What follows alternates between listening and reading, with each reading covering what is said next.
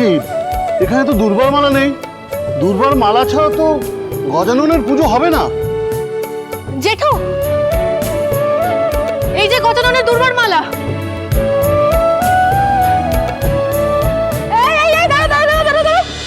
একদম যাবে না ভেতরে। আহা, ওকে আটকিও না। ও প্রতিদিন গজাননের জন্য দুর্গার মালা নিয়ে আসে। যাও যাও যাও, দে মা, দে। এই না।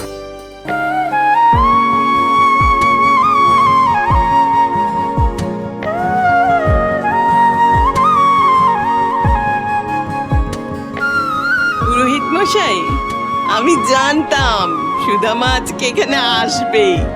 রোদ বৃষ্টি ঝড় যা আসুক ও এখানে আসবে প্রতিদিন। মেয়েটার বাপ মরা, কিন্তু মুখে হাসিটা লেগেই আছে। যার খোঁজ নিতে আমি এত দূর এলাম, সেই আমার সামনে দাঁড়িয়ে।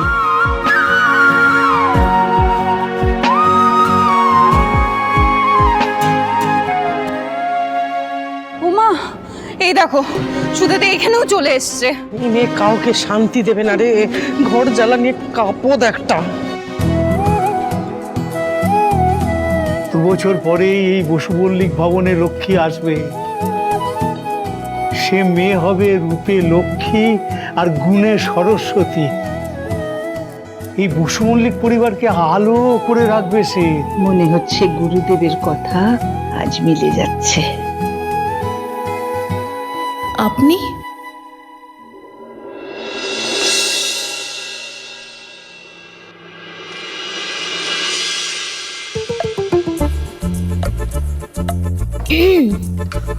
আজ না আমার মনটা খুব খারাপ।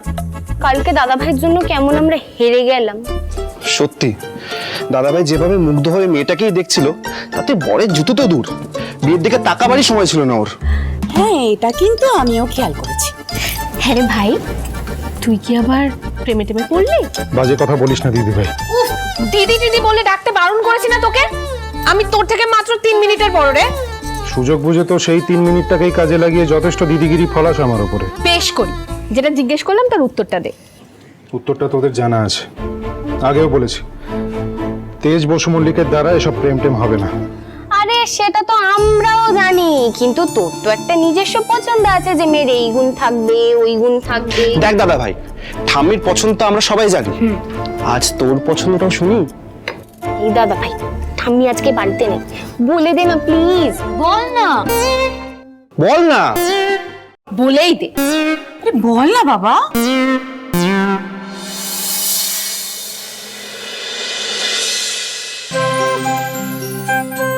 জেঠি, দোয়েল, এরা কোথায় গেল? ওই তো ওরা। জেঠি, কি ব্যাপার তোর? তোকে আমি বারণ করেছিলাম না যে তুই এখানে আসবি না? ঠিক খবর পেয়েছিস তাই না? কি কি বলছো তুমি? কিসের খবর গো? নাকামি করবি না শুধু, একদম। তুই খুব ভালো করে বুঝেছিস যে আমি দোয়েলের জন্য তেজ বসু মল্লিকের সাথে আমি সম্বন্ধ ঠিক করেছি। তুই হচ্ছিস একটা অপয়া, তোর জন্য দেখছি সবটা ভেস্তে যাবে। না না জেঠি, আমি তো নিজে চেয়েছিলাম দোয়েলের জন্য আজ গজাননের কাছে পুজো দিতে। দেখবে গজানন যা করবেন ভালোই করবেন। চুপ, একদম চুপ। তুই তুই এই অপয়া মুখটা দেখাবি না। আমি তোর জন্য না, তোর জন্য এই দোয়েলের বিয়ে হবে না। এইভাবে রেখে দে, বেরিয়ে যা এক্ষুনি, এখান থেকে বেরিয়ে যা। এই মেয়ে, কোথায় যাচ্ছ? কর্তামার আদেশ ছাড়া এই মন্দির থেকে এক পাও বেরোনো যাবে না। বাইরের গেট তো বন্ধ হয়ে গেছে, যাও তোমরা ভেতরে যাও। যাও, তুমিও যাও।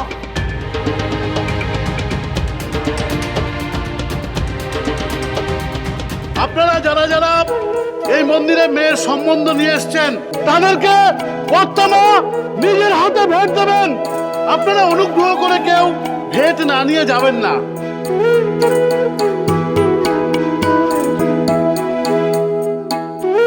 আমার মেয়ে না এমএ পাস, তার উপর খুব ভালো সেলাই করতে পারে। আমার 2 মেয়ে, রূপে লক্ষ্মী গুণে সরস্বতী, ওদের জুড়ি মেলা। আমার মেয়ে ডাক্তার, নাচও করে, ক্লাসিক্যাল। আমার মেয়ে ইঞ্জিনিয়ার, ও ভালো গান করে। একটু গান শোনো না। গিন্নিমা আপনি যেমনটি চাইছেন আমার মেয়ের মধ্যে সেই গুণগুলো সব আছে। সরো সরো সরো সরো সরো সরো সরো। দাঁড়ান, ওকে আগে আসতে দিন।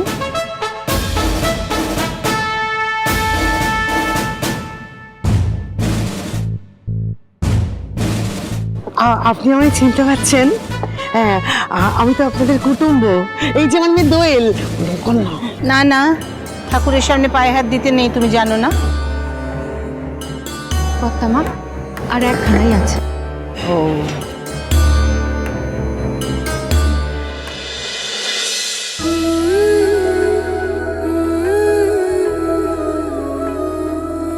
শিলা, ওই মেয়েটিকে ডাকতো ওইখানে। এই ঘুমটা পড়া মেয়ে, এদিকে এসো। আরে সরে যান না, এদিকে এসো, এদিকে এসো। ঠিক নজর পড়লো ওই সুধার দিকে।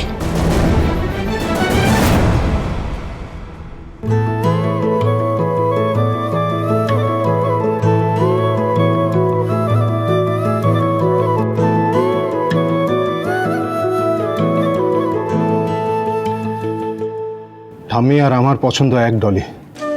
একবার যে ভুলটা করেছি সেই ভুলটা আর করব না। লোভী, স্বার্থপর, মিথ্যেবাদী মেয়েদের চিরকাল মনে প্রাণে ঘেন্না করবে তেজ বসু মল্লিক।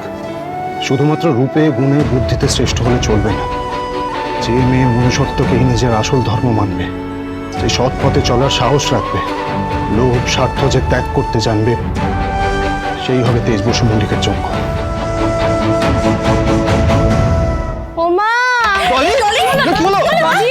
ডলি, কিছু না, দাদা ভাইয়ের কথাটা শুনে না আমার একটা মাথাটা কেমন ঘুরে গেল।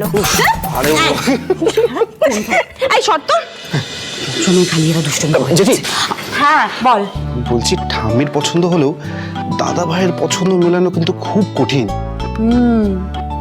তবে ঠাম্মি তো গেছে না বাগবাজারে পুজো দিতে, দেখবি উনি সবটা মিলিয়ে দেবে। কি ঠাম্মি আমাকে কিছু না জানিয়ে আমাকে না নিয়ে বাগবাজারে পুজো দিতে চলে গেল? হ্যাঁ, ওই মেয়েটাকে দেখতে যায়নি তো? আমি এই গরমে পুজো দিতে গেছে আর তোমরা কেউ আমাকে কিচ্ছু বলোনি? বললে কি করতিস? আটকাতে পারতিস? পারতিস না। এইসব পুজো পাঠ তো ঠাম্মি তোর জন্যই করে বেড়াচ্ছে। আমার তার মানে তো ঠাম্মি উপোস করে আছে। বেরোতে হবে আমাকে। দাদা কোথায় যাচ্ছিস? আমি জানতে রেডি হয়ে বেরোচ্ছি। সমুদ্র তুই আছো? আরে শোন একবার। যেতে দে ওকে, আটকাস না। গজাননের হয়তো এটাই ইচ্ছে।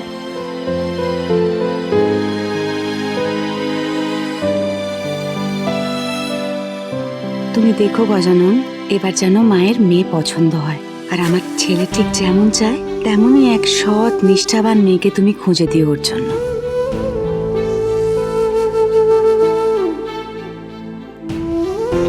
আমি দেখছি, আমি দেখছি। আপনারা সবাই শুনুন, কর্তামার একটা বহু মূল্যবান সোনার মোহর যেটা খোয়া গিয়েছে। আপনারা যদি কেউ ওই ভেটের মধ্যে পেয়ে থাকেন তো সেটা অনুগ্রহ করে ফেরত দেবেন। ও গড মা, এই তো সোনার মোহর। কত দাম হবে তাও এর? কয়েক লক্ষ টাকা দাম হবে। এইরকম মোহর না বুড়ির কাছে অনেক আছে। একটা চলে গেলে কিচ্ছু হবে না, বল? গজানন, তুমি আমায় রক্ষা করো, রক্ষা করো ঠাকুর, রক্ষা করো। কারুর ভেটের ঝুড়ির মধ্যে যদি মোহরটি চলে গিয়ে থাকে তাহলে দয়া করে ফেরত দিয়ে যাবেন। কারুর ঝুড়ির মধ্যে ওটা আছে কি? এই মোহরই আজ বলে দেবে এখানে কে আমার দাদু ভাইয়ের একেবারে যোগ্য পাত্রী।